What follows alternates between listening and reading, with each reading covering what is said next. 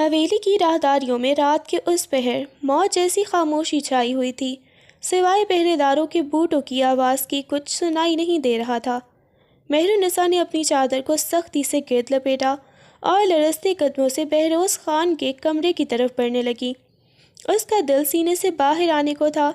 اسے معلوم تھا کہ وہ شیر کی کچار میں قدم رکھنے جا رہی ہے، مگر اس کے پاس کوئی اور راستہ نہیں تھا۔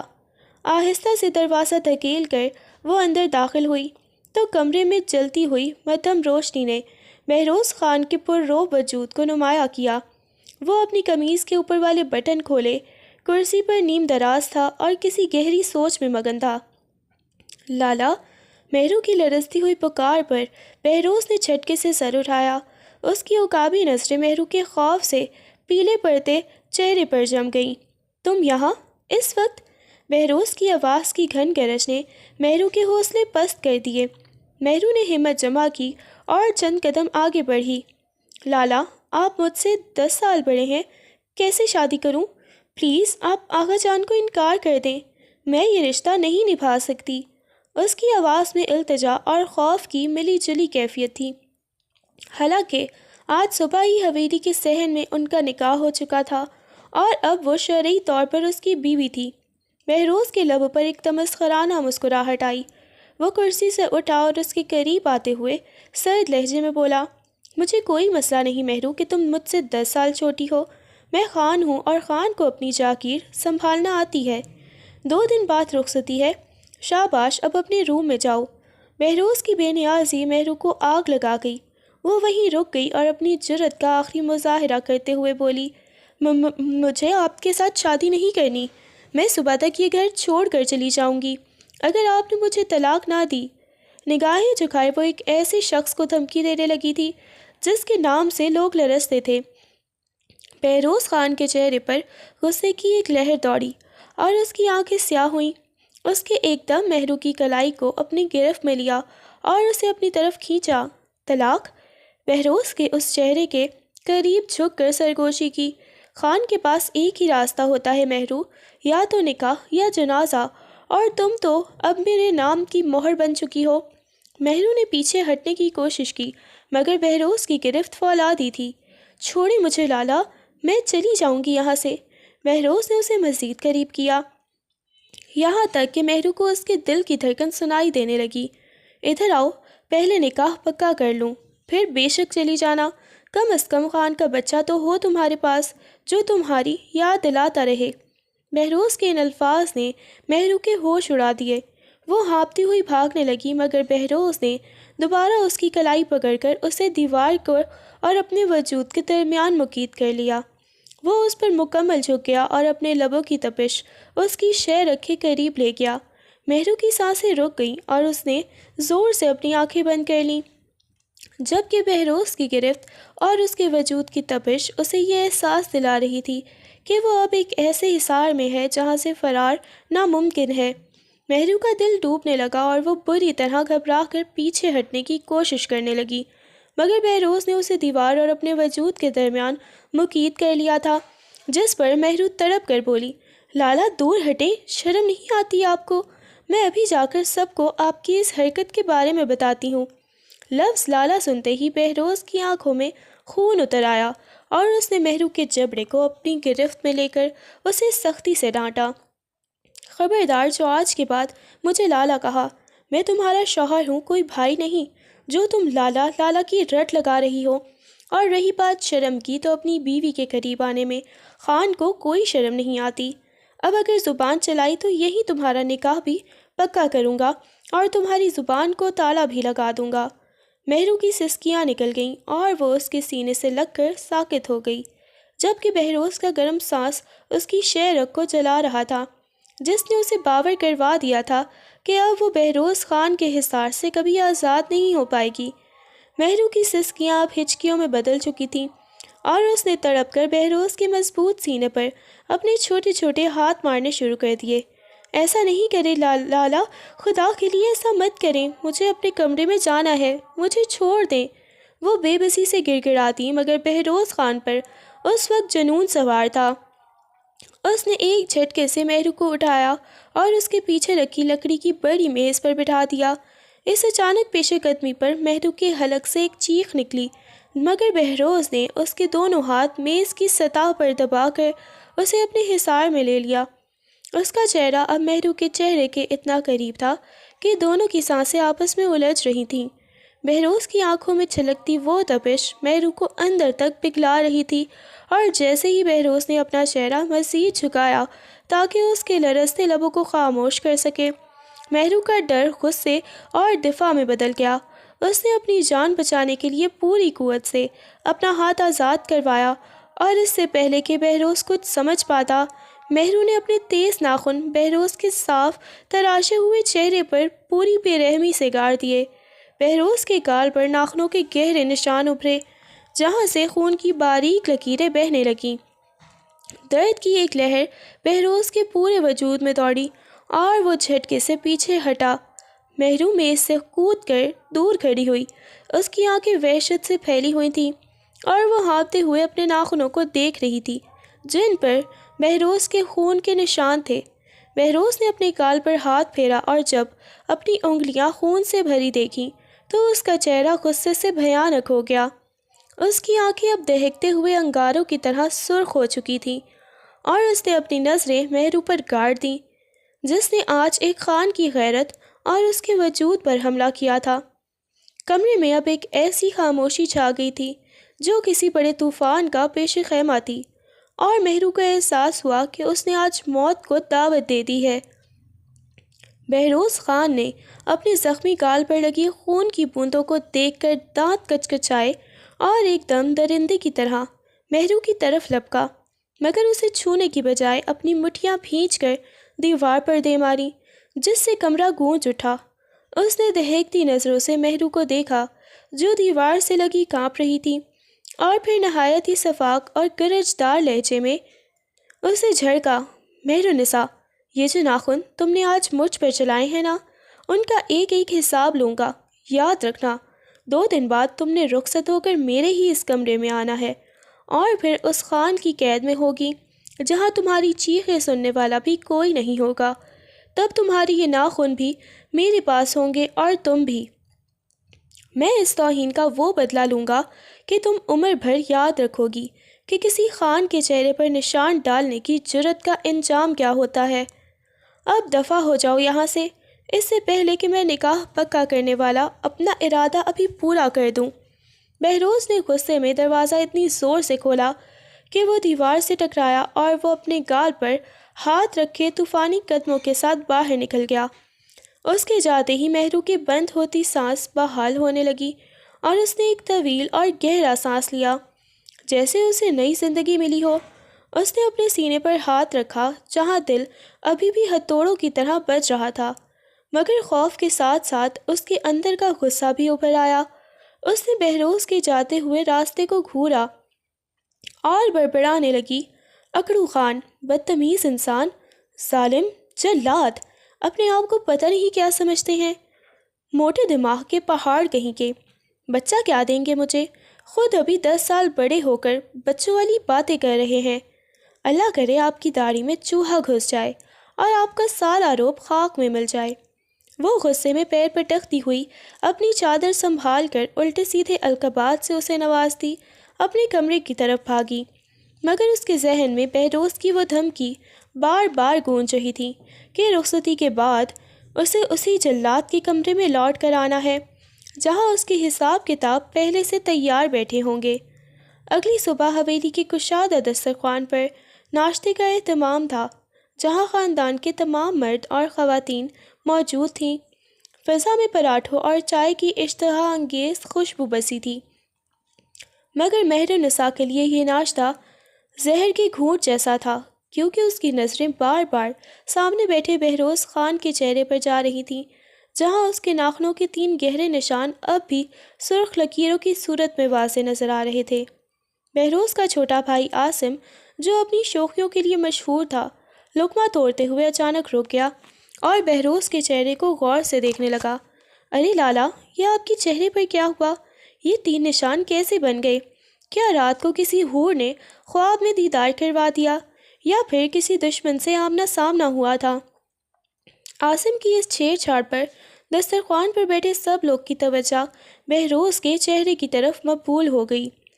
بہروز نے بڑی سرد مہری سے چائے کا سپ لیا اور نہایت اطمینان سے جواب دیا، کچھ نہیں عاصم، بس رات ایک جنگلی بلی کمرے میں گھس آئی تھی، میں اسے باہر نکالنے کی کوشش کر رہا تھا کہ اس نے ناخن مار دیے۔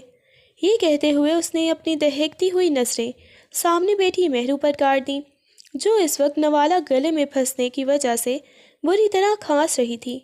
مہرو کا چہرہ خوف اور شرمندگی سے سرخ ہو گیا، کیونکہ وہ جانتی تھی کہ بہروز اسے جنگلی بلی کہہ کر مخاطب کر رہا ہے۔ بہروز نے اسے گھورتے ہوئے اپنی بات جاری رکھی، خیر بلی کو لگ رہا ہے کہ وہ بچ گئی ہے، لیکن وہ یہ بھول گئی کہ خان شکاری ہے اور شکاری اپنا شکار کبھی ادھورا نہیں چھوڑتا۔ ابھی تو صرف نشان پڑے ہیں، حساب تو رخصتی کے بعد بے نقاب ہوگا۔ آغا جان نے بہروز کی بات سن کر مسکراتے ہوئے کہا، بیٹا بلیوں سے بچ کر رہا کرو، یہ بڑی ضدی ہوتی ہیں۔ جس پر بہروز نے ایک معنی خیز نگاہ مہرو پر ڈالی اور دھیمے لہجے میں بولا، جی آغا جان بہت ضدی ہے، لیکن اس کی ضد نکالنے کا طریقہ مجھے خوب آتا ہے۔ مہرو نے گھبرا کر اپنی نظریں جھکا لیں اور دل ہی دل میں خود کو کوسنے لگی کہ اب اس شکاری سے بچنے کا کوئی راستہ نہیں بچا تھا۔ مہندی کے تقریب سے ایک دن پہلے حویلی میں گہما گہمی عروج پر تھی، مگر مہر النساء کے دل میں بغاوت کا طوفان اٹھ رہا تھا۔ وہ دبے قدموں آغا جان کے کمرے میں داخل ہوئی، جو اپنے آرام دہ صوفے پر بیٹھے تسبیح پڑھ رہے تھے۔ مہرو نے ہمت جمع کی اور ان کے قدموں میں بیٹھ کر التجائیہ لہجے میں بولی، آغا جان مجھے آپ کے پوتے سے ابھی شادی نہیں کرنی، میری پڑھائی ابھی باقی ہے، مجھے مزید تعلیم حاصل کرنی ہے، پلیز یہ شادی 2 سال کے لیے ٹال دیں، میں 2 سال بعد بخوشی شادی کر لوں گی، مگر ابھی مجھ پر یہ بوجھ مت ڈالیں۔ آغا جان ابھی کچھ کہنے ہی والے تھے کہ کمرے کا دروازہ زور سے کھلا اور بہروز خان کسی قہر کی طرح اندر داخل ہوا۔ اس کے چہرے پر ابھی بھی مہرو کے ناخن کے نشان مدھم سے موجود تھے، جو اس کے غصے کو مہمیز دے رہے تھے۔ اس نے مہرو کو سخت نظروں سے گھورا اور آغا جان کی طرف دیکھ کر گرجدار آواز میں بولا، آغا جان پہلے ہی بگاڑ دیا ہے آپ لوگوں نے اسے اپنے لاڈ پیار سے، اسے تمیز نام کی کوئی بھی چیز نہیں چھو کر گزری۔ اگر یہ لڑکی میری بچپن کی منگ نہ ہوتی تو خدا کی قسم میں اس جیسی ضدی اور سر پھری لڑکی سے کبھی شادی نہ کرتا۔ یہ تو صرف خاندان کی لاج رکھنے کے لیے میں خاموش ہوں۔ بہروز کی اسی تذلیل پر مہرو کا خون کھول اٹھا۔ وہ ایک دم کھڑی ہوئی اور آغا جان کی موجودگی کا لحاظ کیے بغیر بہروز کی آنکھوں میں آنکھیں ڈال کر بولی، تو کس نے کہا ہے کہ مجھ آپ سے شادی کرنے کے احسان کریں؟ میں خود آپ جیسے بدتمیز اور جاہل انسان کی شکل نہیں دیکھنا چاہتی، جا کر اپنی منگنی توڑ دیں، مجھے کوئی شوق نہیں آپ کی قید میں آنے کا۔ آغا جان حیرت سے ان دونوں کا جھگڑا دیکھ رہے تھے، مگر اس سے پہلے کہ بہروز اسے دبوچتا، مہرو نے ایک غصیلی نگاہ اس پر ڈالی اور پیر پٹکتی ہوئی کمرے سے باہر نکل گئی۔ جاتے جاتے اس نے دروازہ اتنی زور سے بند کیا کہ پورے کمرے کی دیواریں لرز اٹھیں۔ بہروز خان مٹھیاں بھینچے وہیں کھڑا رہ گیا، اس کی نظروں میں اب ایک عجیب سا جنون تھا۔ اسے اندازہ ہو گیا تھا کہ یہ جنگلی بلی اتنی آسانی سے قابو میں آنے والی نہیں ہے، مگر اس نے بھی تہیہ کر لیا تھا کہ کل مہندی اور پرسوں کی رخصتی کے بعد وہ اس کی تمام زبان درازیوں کا حساب برابر کر کے رہے گا۔ مہندی کی رات حویلی کا صحن رنگ و نور میں نہایا ہوا تھا، ہر طرف زرد گلدستانوں کا چمیلی کے مہک پھیلی ہوئی تھی، لیکن اس رونق کے پیچھے ایک طوفان چھپا تھا۔ مہرو نے زرد رنگ کا بھاری کامدار جوڑا پہن رکھا تھا اور اس کے ہاتھوں پر لگی گہری مہندی اس کے گورے ہاتھوں پر خوب جچ رہی تھی۔ سب گھر والے خوش تھے، لیکن مہرو کے دل میں بہروز کی صبح والی تلخ باتوں کا بدلہ لینے کی آگ سلر رہی تھی۔ جب ڈھول کی تھاپ بلند ہوئی تو مہرو نے تمام روایتوں اور بہروز کی خاموشی کے تنبیہ کو پس پش ڈالتے ہوئے اسٹیج کے بیچوں بیچ آ کر ڈانس شروع کر دیا۔ وہ اپنی ہمجولیوں کے ساتھ اس قدر بے باکی اور مہارت سے رقص کر رہی تھی کہ سب کی نظریں اس پر ٹھہر گئیں۔ اسے معلوم تھا کہ اس کی یہ حرکت بہروز خان کو آگ بگولا کر دے گی، اور یہی وہ چاہتی تھی۔ بہروز خان دور ایک ستون سے ٹیک لگائے اپنی کالی چادر کندھے پر ڈالے خاموشی سے اسے دیکھ رہا تھا۔ جب اس نے دیکھا کہ مہرو سب مہمانوں اور غیر مردوں کے سامنے اس قدر جوش سے رقص کر رہی ہے تو اس کا پٹھانوں والا خون جوش مارنے لگا۔ اس کی آنکھیں غصے سے سرخ ہونے لگیں اور جبڑے بھیج گئے۔ ایک خان کی غیرت اسے یہ گوارا نہیں کر رہی تھی کہ اس کے نام کی منسوب لڑکی یوں محفل عام میں تماشا بنے۔ وہ تندو تیز قدم اٹھاتا ہوا مجمع چیر کر سٹیج پر پہنچا اور ایک جھٹکے سے مہرو کا ہاتھ پکڑ کر اسے ڈانس کرنے سے روک دیا۔ ڈھول والے نے خوف کے مارے تھاپ روک دی اور پورے ہال میں سناٹا چھا گیا۔ مہروز نے مہرو کی کلائی اتنی سختی سے مروڑی کہ اس کے منہ سے سسکاری نکل گئی۔ اس نے مہرو کے کان کے پاس جھک کر نہایت شفاق لہجے میں سرگوشی کی۔ بہروز خان کی غیرت کا جنازہ نکالنے کا شوق چڑھا ہے تمہیں؟ یاد رکھنا مہرو، یہ پٹھان کا خون ہے، جتنا ٹھنڈا ہے اس سے کہیں زیادہ خطرناک اس کا جوش ہے۔ ابھی کے ابھی یہاں سے دفع ہو جاؤ، اس سے پہلے کہ میں یہاں تمہارے اس ڈانس کا وہ انجام کروں کہ تم تاحیات کھڑی ہونے کے قابل نہ رہو۔ اس کے لہجے کی کاٹ اور آنکھوں میں موجود درندگی دیکھ کر مہرو کی ساری بہادری ہوا ہو گئی۔ اس نے لرزتے ہاتھوں سے اپنی چادر سنبھالی اور سر جھکائے وہاں سے بھاگ نکلی، جبکہ بہروز وہیں کھڑا اپنی دہکتی نظروں سے پورے مجمع کو وارننگ دے رہا تھا کہ اب کوئی بھی اس معاملے میں مداخلت کی جرات نہ کرے۔ آغا جان جو دور بیٹھے یہ سارا تماشا دیکھ رہے تھے، بہروز کا غصہ اور مہرو کی گھبراہٹ ان سے چھپی نہ رہی۔ انہوں نے بھاری آواز میں بہروز کو پکارا اور اشارے سے اپنے پاس بلایا۔ جب بہروز تنے ہوئے اعصاب کے ساتھ ان کے قریب پہنچا تو آغا جان نے اسے صوفے پر اپنے ساتھ بیٹھنے کا اشارہ کیا اور دھیمے مگر روب دار لہجے میں اسے جھاڑ پلا دی۔ بس کر دو بہروز خان، اس معصوم بچی کے پیچھے ہاتھ دھو کر پڑ گئے ہو۔ ابھی کل کی بچی ہے وہ، اور تم ہو کہ اپنی پٹھان پھنتی جھاڑنے سے باز نہیں آتے۔ آغا جان نے اسے گھور کر دیکھا تو بہروز نے نظریں جھکا لیں مگر اس کے جبڑے ابھی بھی بھیجے ہوئے تھے۔ آغا جان نے اس کے کندھے پر ہاتھ رکھا اور مسکراتے ہوئے بولے، ایسی تو صرف مہندی ہے اور تم نے حویلی سر پر اٹھا لی ہے۔ اگر ابھی سے یہ حال ہے تو رخصتی کے بعد کیا کرو گے؟ اس کا دم نکال دو گے کیا؟ تھوڑا حوصلہ رکھو، وہ تمہاری منسوب ہے، کوئی تمہارا دشمن نہیں ہے۔ اس کی شوخیوں کو پیار سے سنبھالو، غصے سے نہیں۔ بہروز نے گہرا سانس لیا اور اپنے گال پر موجود ان نشانوں کو یاد کیا جو مہرو نے رات کو دیے تھے، پھر ضبط کرتے ہوئے بولا، آغا جان، آپ اسے بچی کہہ رہے ہیں اور وہ میری غیرت کو سب کے سامنے چیلنج کر رہی ہے۔ پٹھان کا خون ٹھنڈا نہیں ہوتا اور اسے لگ رہا ہے کہ وہ مجھ سے جیت جائے گی۔ آغا جان نے کہکہا لگایا اور بولے، شیر جب اپنی شیرنی کو قابو کرتا ہے نا بہروز، تو طاقت سے نہیں تحمل سے کام لیتا ہے۔ جاؤ اب اپنا موڈ ٹھیک کرو اور اسے تھوڑا سانس لینے دو۔ ابھی تو تمہاری پوری زندگی اس کے ساتھ کٹنے والی ہے، تب جتنا جی چاہے اپنی پٹھان پنتی دکھا لینا، ابھی اسے ہنسنے کھیلنے دو۔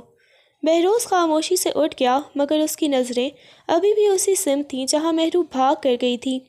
اس کے دل میں ایک ہی بات گردش کر رہی تھی کہ آغا جان اسے جتنا بھی بچا لیں، رخصتی کے بعد تو اسے اسی کے حصار میں آنا ہے، اور تب کوئی آغا جان بیچ میں نہیں آئیں گے۔ رخصتی کا وقت آ پہنچا اور مہر النساء کو آغا جان کی دعاؤں اور گھر والوں کے آنسوؤں کے سائے میں بہروز خان کی حویلی کے اس حصے میں پہنچا دیا گیا تھا جہاں اب اسے اپنی زندگی گزارنی تھی۔ وہ بہروز کے بڑے سے کمرے میں بیٹھ کے ایک کونے پر بیٹھی کانپ رہی تھی، مگر ڈر کے ساتھ ساتھ اس کے دماغ میں شرارت کے منصوبے بھی چل رہے تھے۔ جیسے ہی اس نے بہروز کے قدموں کی چاپ سنی، اس نے جلدی سے اٹھ کر پورے کمرے کی لائٹس بند کر دی اور خود بھاری پردوں کے پیچھے چھپ گئی۔ پورے کمرے میں گھپ اندھیرا چھا گیا تھا۔ بہروز نے جیسے ہی کمرے میں قدم رکھا، اسے خاموشی اور اندھیرے نے اپنی لپیٹ میں لے لیا۔ مہرو، یہ کیا مذاق ہے؟ لائٹ آن کرو۔ بہروز کی پاردار آواز گونجی۔ وہ ابھی اندھیرے میں اپنا راستہ ڈھونڈ ہی رہا تھا کہ مہرو نے موقع پا کر اس کے پیروں کے پاس فرش پر ڈھیر سارا ٹیلکم پاؤڈر اور تیل گرا دیا جو پہلے ہی ساتھ لائی تھی۔ بہروز جیسے ہی ایک قدم آگے بڑھا، اس کا پاؤں پھسلا اور وہ سنبھلنے کی کوشش میں دھڑام سے بیڈ کے پاس گرا۔ اسی لمحے مہرو نے پردے کے پیچھے سے نکل کر اس پر زور سے ٹھنڈے پانی کا جگ الٹ دیا اور خود ہنستے ہوئے پیچھے ہٹ گئی۔ بہروز جو پہلے ہی اپنے زخموں کا حساب لینے آیا تھا، اس اچانک حملے اور ٹھنڈے پانی کے جھٹکے سے ہکا بکا رہ گیا، مگر اگلے ہی لمحے اس کا غصہ آسمان کو چھونے لگا۔ وہ اندھیرے میں گھراتے ہوئے اٹھا اور دیوار پر ہاتھ مار کر لائٹ آن کی۔ سامنے مہرو کھڑی ہنسی روکنے کی ناکام کوشش کر رہی تھی، جبکہ بہروز سر سے پاؤں تک بھیگا ہوا تھا۔ اس کے قیمتی کپڑے مٹی اور پاؤڈر سے بھر چکے تھے اور بالوں سے پانی ٹپک رہا تھا۔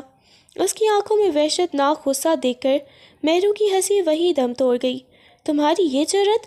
بہروز کی آواز میں اس قدر گرج تھی کہ مہرو کے ہاتھ پاؤں پھول گئے۔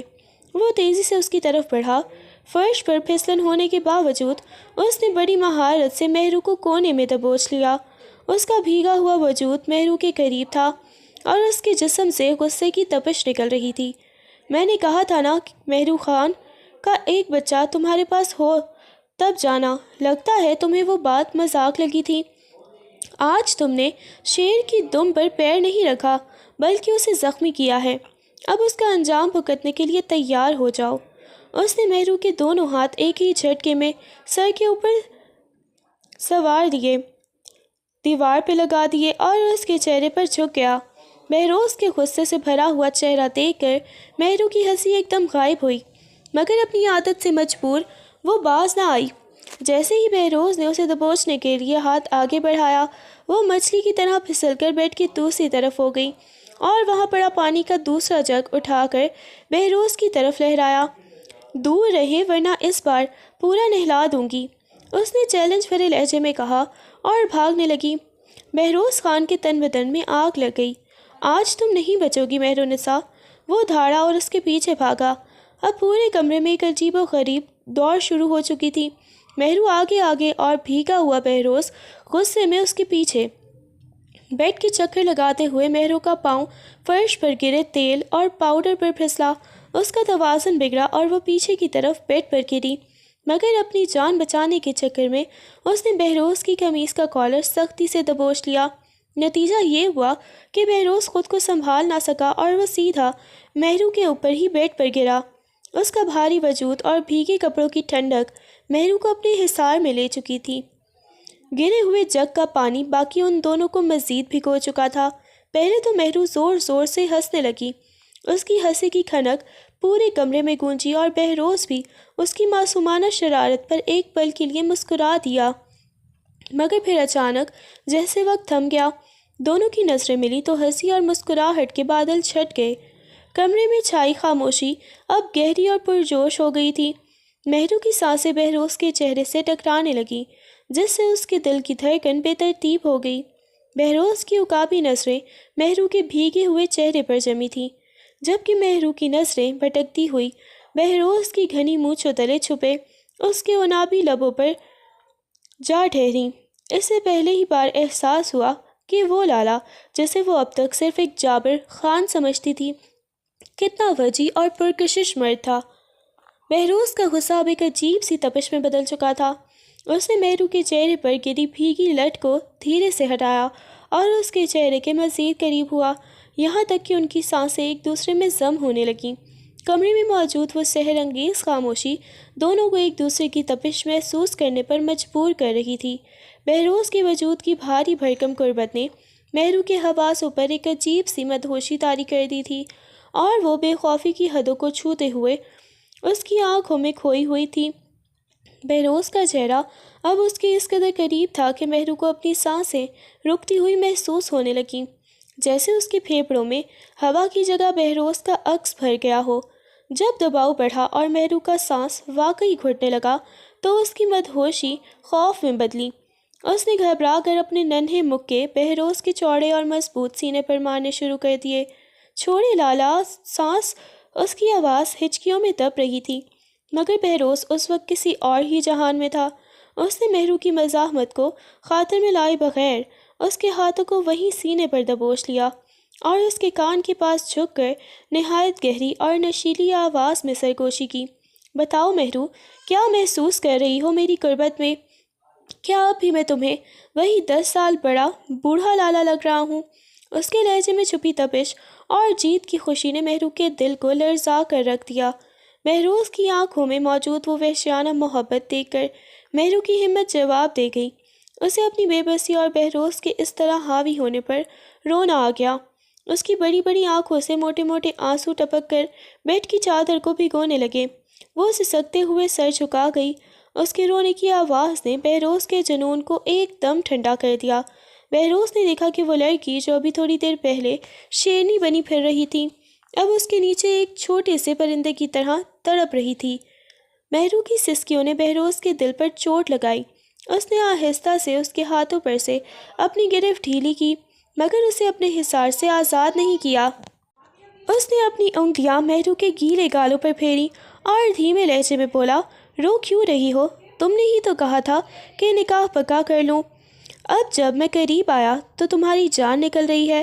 مہرو نے کوئی جواب نہ دیا، بس اپنی آنکھیں میچے روتی رہی، جس نے بہروز خان کے سخت دل میں پہلی بار موم جیسی نرمی پیدا کر دی۔ بہروز خان کے اندر کا پشتون جوش اور اس کی مردانہ انا اس وقت مہرو کے آنسوؤں سے مغلوب نہیں ہوئی، بلکہ اسے اپنا حق جتانے کا ایک بہانہ مل گیا۔ اس نے مہرو کی سسکیوں کو نظر انداز کرتے ہوئے اس کے دونوں ہاتھوں کو ایک ہاتھ سے سر کے اوپر جگڑ لیا اور دوسرے ہاتھ سے اس کا چہرہ اپنی طرف موڑا۔ اس کی آنکھیں اس وقت کسی بھوکے شیر کی مانند دہک رہی تھیں۔ رونا بند کرو مہرو، تم نے خود کو ہی تو للکارا تھا کہ خان کا بچہ تمہارے پاس ہو، تو لو آج خان اپنا حق لینے آیا ہے، اور خان اپنا حق چھین کر لینا بھی جانتا ہے۔ بہروز کی آواز میں ایک ایسی سرد مہری اور شدت تھی جس نے مہرو کے خون کو رگوں میں منجمد کر دیا۔ اس نے مہرو کے کسی بھی التجا یا مزاحمت کو خاطر میں لائے بغیر اس پر اپنا مکمل حق جتایا، جسے مہرو کی معصومیت اور ڈر نے صرف ایک ظالم اور ظلم تصور کیا۔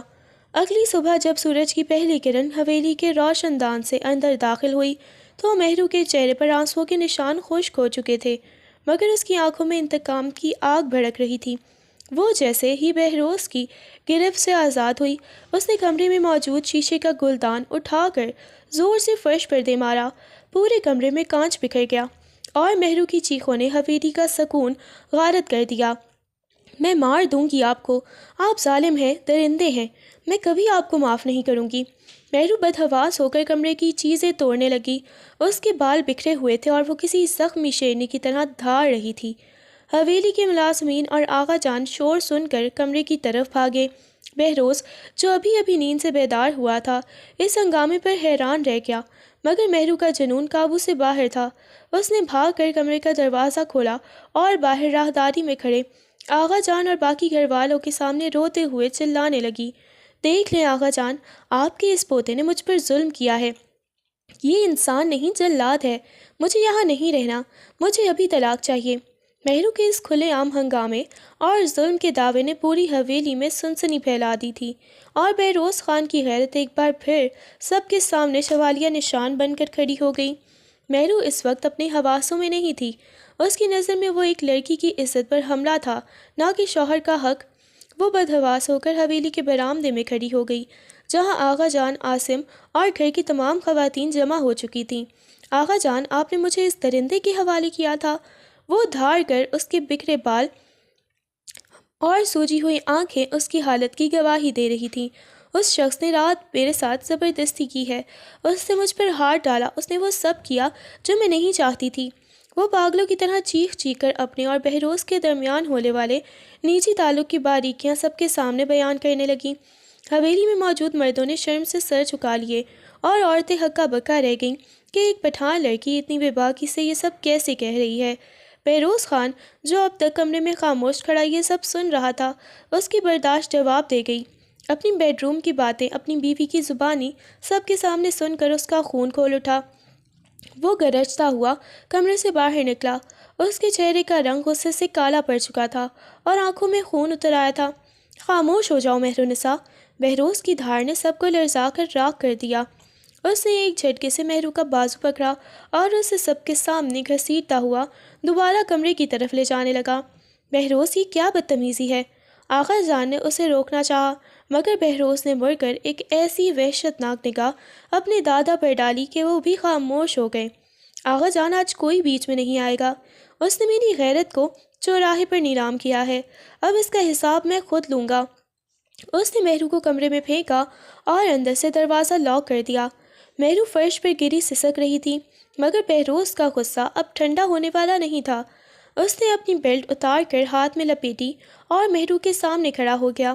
تم نے کہا تھا نا کہ سب کو بتاؤ گی، تو سنو مہرالنساء، اب میں تمہیں وہ زخم دوں گا جن کی نمائش تم کبھی نہیں کر پاؤ گی۔ تم نے ایک خان کی عزت پر انگلی اٹھائی ہے، اب اس کی قیمت تمہاری روح ادا کرے گی۔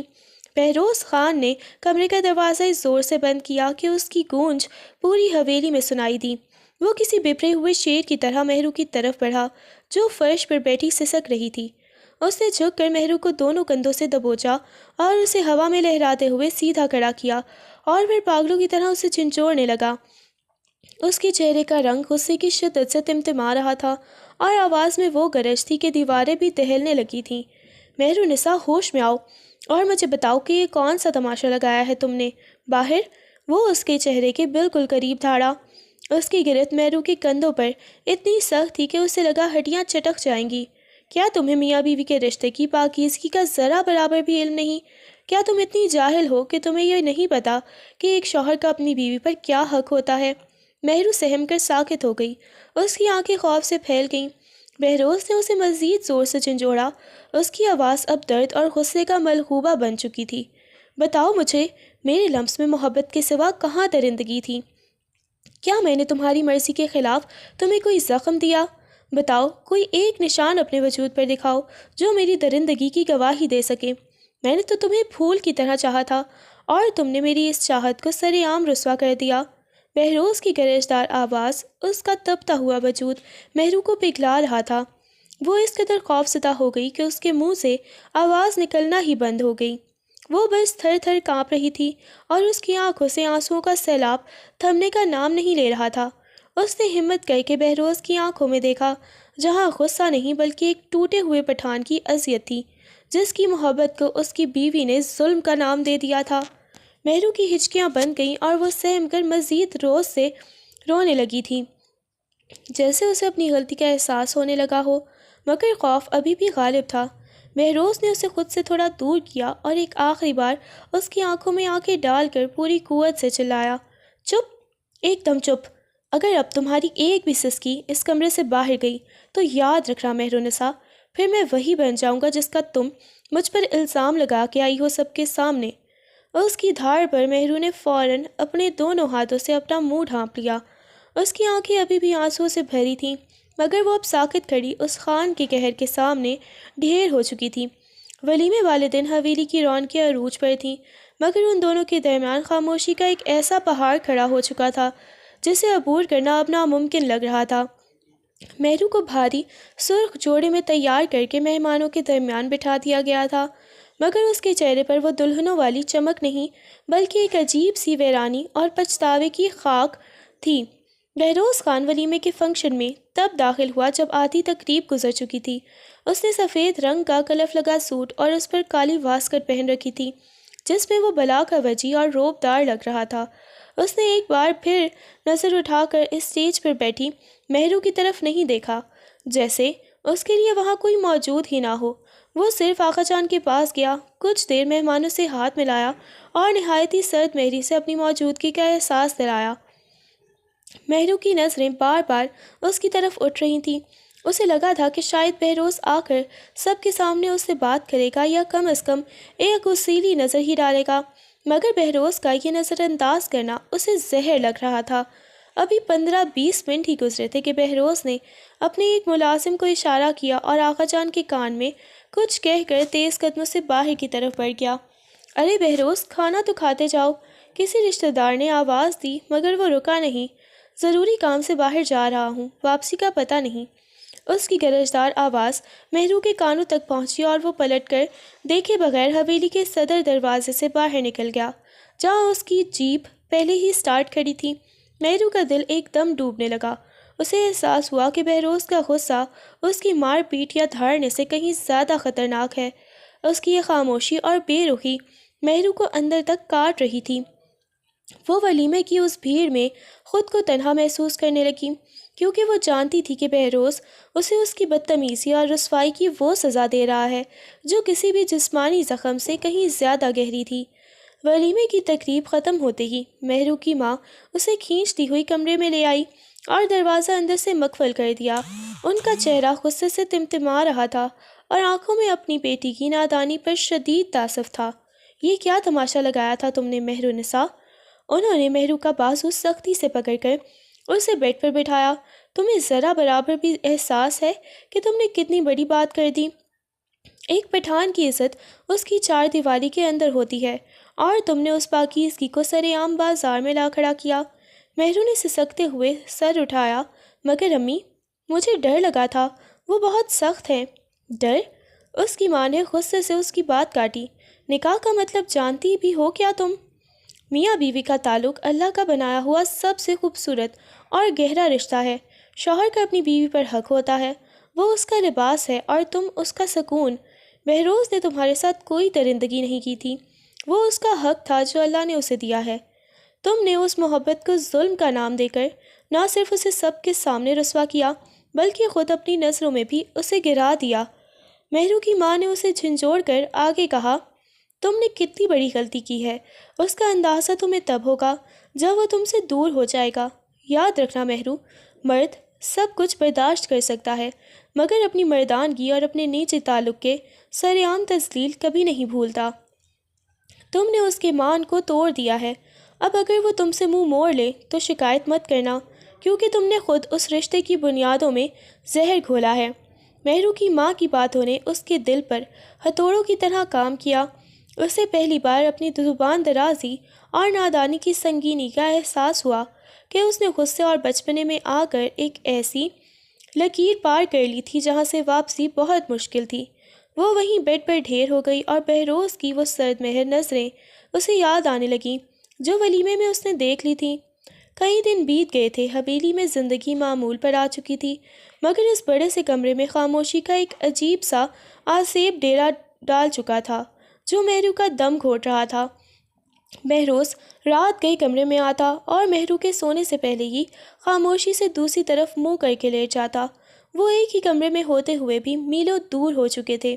مہرو کو اب اپنی غلطی کا احساس ایک ایک پل تڑپا رہا تھا۔ وہ کئی بار ہمت جمع کر کے اس کے قریب گئی، کبھی اس کے کپڑے نکال کر بیڈ پر رکھتی تو کبھی اس کے لیے خود چائے بنا کر لاتی، مگر بہروز کا رد عمل کسی پتھر کی مورت جیسا ہوتا۔ وہ چائے کا کپ وہیں پڑا رہتا یہاں تک کہ ٹھنڈا ہو جاتا اور وہ اخبار یا اپنے فون میں مگن رہتا جیسے مہرو اس کمرے کا حصہ ہی نہ ہو۔ ایک رات جب بہروز فائلیں دیکھ رہا تھا، مہرو ڈرتے ڈرتے اس کے پاس جا کھڑی ہوئی۔ لالا، میرا مطلب ہے بہروز خان، اس نے لرزتی آواز میں اسے پکارا۔ بہروز کے ہاتھ ایک لمحے کو رکے مگر اس نے نظریں فائل سے نہیں ہٹائیں۔ مجھے معاف کر دیں، میں نے نادانی میں وہ سب کہہ دیا، میں بہت ڈر گئی تھی۔ مہرو کی آواز بھر آئی۔ بہروز نے ایک گہرا سانس لیا، فائل بند کی اور اٹھ کر الماری کی طرف بڑھ گیا جیسے اس نے کچھ سنا ہی نہ ہو۔ مہرو نے لپک کر اس کا بازو تھاما۔ پلیز مجھ سے بات کریں، آپ کا یہ اگنور کرنا مجھے مار دے گا۔ آپ چاہیں تو مجھے مار لیں، مجھے سزا دے دیں، مگر یوں خاموش نہ رہیں۔ بہروز نے جھٹکے سے اپنا بازو چھڑایا اور پہلی بار اس کی آنکھوں میں دیکھا۔ ان کی آنکھوں میں اب وہ تپش نہیں تھی جو شادی کی پہلی رات تھی، بلکہ وہاں ایک گہری سرد مہری اور بیزاری تھی۔ سزا اسے دی جاتی ہے مہرو جس سے کوئی امید ہو۔ تم نے جس طرح میرے کردار کو سب کے سامنے اچھالا، اس کے بعد میرے پاس تمہارے لیے نہ کوئی لفظ بچا ہے اور نہ کوئی احساس۔ تم اس کمرے میں رہ سکتی ہو، کھا پی سکتی ہو، مگر مجھ سے رشتے کی امید اب کبھی مت رکھنا۔ یہ کہہ کر وہ تولیہ اٹھا کر واش روم میں بند ہو گیا اور مہرو وہیں فرش پر بیٹھ کر پھوٹ پھوٹ کر رو پڑی۔ اسے سمجھ آ گیا تھا کہ بہروز خان نے اسے جسمانی طور پر نہیں بلکہ جذباتی طور پر اپنی زندگی سے بے دخل کر دیا تھا، اور یہ سزا اس کے کسی بھی جسمانی تشدد سے 1000 گنا زیادہ تکلیف دہ تھی۔ حویلی کی خاموشی اب مہرو کے لیے ناقابل برداشت ہوتی جا رہی تھی۔ ایک شام جب آسمان پر گہرے بادل چھائے ہوئے تھے اور بہروز کا اب تک کچھ پتہ نہیں تھا، مہرو کی بے چینی حد سے بڑھ گئی۔ وہ خود کو اس خاموش کے حبس سے نکالنے کے لیے حویلی کی بالائی چھت پر چلی گئی۔ وہاں بارش کے آثار تھے اور تیز ہوا چل رہی تھی۔ مہرو منڈیر کے پاس کھڑی اندھیرے میں ڈوبی سڑکوں کو دیکھ رہی تھی کہ شاید بہروز کی گاڑی کی ہیڈ لائٹس نظر آ جائیں۔ اس کا دل مسلسل کڑ رہا تھا کہ کاش وہ اس رات اپنی زبان پر قابو رکھتی۔ اچانک حویلی کے پچھلے حصے سے کچھ مشکوک آہٹیں سنائی دیں۔ مہرو نے جھک کر دیکھا تو اسے دو سائے دیوار پھلانگتے نظر آئے۔ وہ بہروز کے دشمن ہو سکتے تھے جو اس کی غیر موجودگی کا فائدہ اٹھانا چاہ رہے تھے۔ مہرو کا دل حلق میں آ گیا۔ وہ تیزی سے نیچے کی طرف بھاگی تاکہ آغا جان کو خبر دے سکے، مگر سیڑھیوں کے پاس پہنچتے ہی اس کا پاؤں پھسلا۔ آہ! اس کی چیخ نکلی اور وہ کئی سیڑھیاں نیچے گرتی چلی گئی۔ اس کا سر ایک آہنی ستون سے ٹکرایا اور اندھیرا اس کی آنکھوں کے سامنے چھانے لگا۔ ٹھیک اسی لمحے حویلی کے صدر دروازے پر بہروز کی جیپ آ کر رکی۔ وہ جیسے ہی اندر داخل ہوا اسے مہرو کی دبی ہوئی چیخ سنائی دی۔ وہ بے اختیار اس سمت بھاگا جہاں مہرو بے ہوش پڑی تھی۔ اس کے ماتھے سے خون کی باریک لکیر بہہ رہی تھی۔ بہروز کا دل جیسے سینے میں دھڑکنا بھول گیا۔ اس کی ساری سرد مہری اور غصہ ایک پل میں ہوا ہو گیا۔ مہرو نسا! وہ دیوانہ وار اس کے پاس بیٹھا اور اس کا سر اپنی گود میں رکھ لیا۔ اس کے ہاتھ کپ کپا رہے تھے۔ آنکھیں کھولو، دیکھو میں آ گیا ہوں۔ تم مجھے سزا دے رہی ہو نا؟ مہرو ہوش کرو۔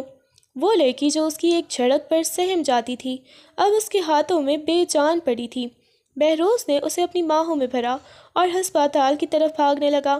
اس وقت اسے احساس ہوا کہ وہ اس سے جتنا بھی ناراض ہو، اسے کھونے کا تصور ہی اس کے وجود کو راکھ کرنے دینے کے لیے کافی تھا۔ ہسپتال کے پرائیویٹ وارڈ میں ہر طرف پھیلی سفید روشنی اور دوائیوں کی بو کے درمیان بہروز خان کی حالت کسی شکستہ دیوار کی طرح تھی۔ وہ مہرو کے بیڈ کے قریب کرسی پر بیٹھا تھا۔ اس کا مضبوط وجود جیسے ٹوٹ کر بکھر چکا تھا۔ مہرو کے ماتھے پر سفید پٹی بندھی تھی اور وہ ابھی تک ہوش و حوالات سے بے گانہ لیٹی ہوئی تھی۔ بہروز نے لرزتے ہاتھوں سے مہرو کا ٹھنڈا ہاتھ اپنے ہاتھوں کے پیالے میں لیا اور اس پر اپنا سر جھکا دیا۔ اس کی وہ مردانہ انا اور پٹھان پنتی اب کہیں خاک میں مل چکی تھی۔ اس نے مہرو کی ہتھیلی کو اپنے لبوں سے لگایا اور دیوانوں کی طرح اس کے ہاتھ، اس کی انگلیوں اور پھر اس کے ماتھے پر بے شمار بوسے دیے۔ مہرو، میری جان، آنکھیں کھولو، ایک بار مجھے دیکھ لو مہرو نسا۔ اس کی آواز سسکیوں میں بھیگی ہوئی تھی۔ میں مر جاؤں گا اگر تمہیں کچھ ہوا۔ خدا کے لیے مجھے ایسی سزا مت دو۔ ہاں، میں سخت تھا، میں نے خاموشی سے تمہیں تڑپایا، مگر اللہ جانتا ہے میں خود تم سے زیادہ تڑپا ہوں۔ وہ دیوانگی کے عالم میں اس کے ہاتھ چومتے ہوئے اپنے دل کا سارا حال کہنے لگا۔ میں تم سے بہت محبت کرتا ہوں مہرو، اتنی کہ شاید میرے پاس الفاظ بھی نہیں ہیں۔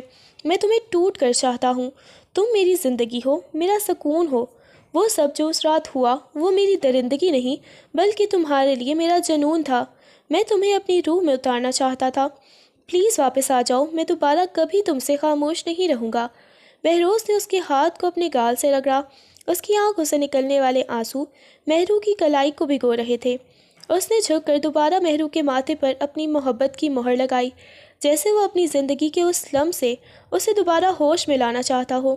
وہ خان جو کبھی کسی کے سامنے نہیں جھکا تھا، آج اپنی ہی منسوب اپنی بیوی کے قدموں کے پاس بیٹھا اس کی ایک ایک سانس کے لیے دعائیں مانگ رہا تھا۔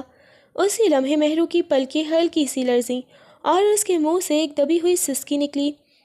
بہروز کا دل جیسے سینے میں اچھل پڑا۔ اس نے فوراً اس کے چہرے کو اپنے ہاتھوں کے حصار میں لے لیا اور بے چینی سے اس کی آنکھوں کے کھلنے کا انتظار کرنے لگا۔ مہرو نے دھیرے سے اپنی بوجھل آنکھیں کھولیں تو سامنے بہروز کا چہرہ پایا جو آنسوؤں سے تر تھا اور اس کی آنکھوں میں مہرو کو کھو دینے کا کرب صاف نظر آ رہا تھا۔ مہرو نے کمزوری سے اپنا ہاتھ اٹھا کر بہروز کے گال پر رکھا اور ان نشانوں کو چھوا جو اب بھی مدھم سے موجود تھے۔ آپ رو رہے ہیں خان صاحب؟ اس نے نحیف آواز میں پوچھا۔ بہروز نے تڑپ کر اس کا ہاتھ تھام لیا اور اسے اپنے لبوں سے لگا لیا۔ میں تو مر گیا تھا مہرو، اگر تمہیں کچھ ہو جاتا تو بہروز خان کا نام و نشان مٹ جاتا۔ مجھے معاف کر دو، میری خاموشی نے تمہیں اس حال تک پہنچا دیا۔ مہرو کی آنکھوں میں بھی آنسو آ گئے۔ اس نے بہروز کے ہاتھ پر اپنی گرفت مضبوط کی اور بولی، نہیں بہروز، غلطی میری تھی۔ میں نے نادانی میں اس رشتے کی توہین کی۔ میں نے اپنی زبان سے اس محبت کو داغدار کیا جو صرف آپ کا حق تھی۔ مجھے معاف کر دے، میں اب کبھی آپ کا مان نہیں توڑنے دوں گی۔ بہروز نے اسے بازوؤں کے حصار میں لے کر اس کے سر پر بوسہ دیا اور اسے اپنے سینے سے لگا لیا۔ اس رات ہسپتال کے اس کمرے میں تمام دوریاں اور غلط فہمیاں مٹ گئیں۔ حویلی واپسی پر بہروز نے مہرو کو وہ مقام اور عزت دی جس کی وہ حقدار تھی، اور مہرو نے بھی اپنی بچگانہ ضد چھوڑ کر بہروز کے عشق کی تپش کو اپنے وجود میں سمیٹ لیا۔ ان کی زندگی اب ایک خوبصورت راگ کی طرح بن گئی تھی، جہاں غصہ بھی تھا تو محبت کی چاشنی کے ساتھ۔ کہانی کا سبق: اس کہانی سے ہمیں دو اہم اسباق ملتے ہیں۔ میاں بیوی کے رشتے کی رازداری کی ازدواجی تعلق اللہ کا بنایا ہوا ایک مقدس اور پردے والا رشتہ ہے۔ اس رشتے کی باتوں کو چار دیواری سے باہر نکالنا نہ صرف گناہ ہے، بلکہ یہ میاں بیوی کے درمیان اعتماد کی دیوار کو بھی گرا دیتا ہے۔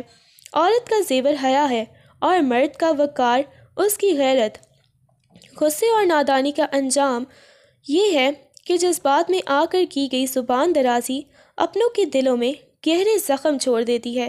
محبت میں انا کی جگہ نہیں ہوتی، اور اگر غلطی ہو جائے تو معافی مانگ لینے سے رشتہ ٹوٹنے سے بچ جاتا ہے۔